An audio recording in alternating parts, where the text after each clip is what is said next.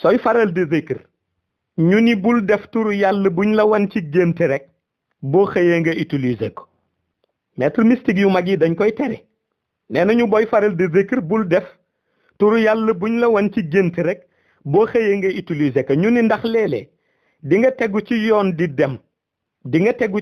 dem nekk ci yoonu lumière Iblis gis ni léegi nga accéder fa nga bëgg accéder te comme moom mission am mooy ki war dem ci yàlla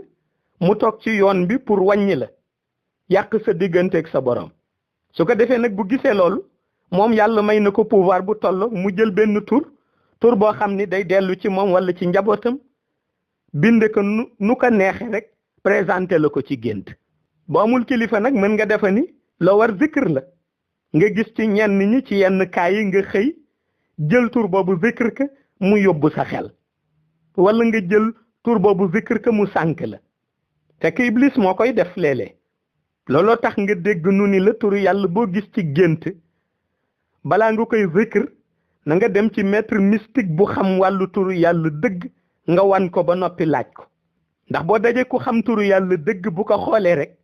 dina xam ndax loo war zikr la wala loo warul zikr la dina xam ndax luy gàllankoor sa yoon jëm ca yàlla la wala luy defar sa yoon jëm ca yàlla la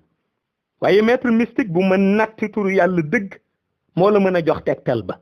ndax aussi léeg-léeg nga gis ku nekk ci yoonu yàlla mu tëdd nu jox ko turu yàlla boo xam ni daf koy jàppale ca yoon ba ni mu amee côté bi nga xam ni dafay yàq noonu la amee côté buy defar soo ca amul yàqin dëgg-dëgg nag faw nga présenté ko rek ki nga xam ni xam na ko su boobaa moom mu jox la ca tegtal jox la ca orientation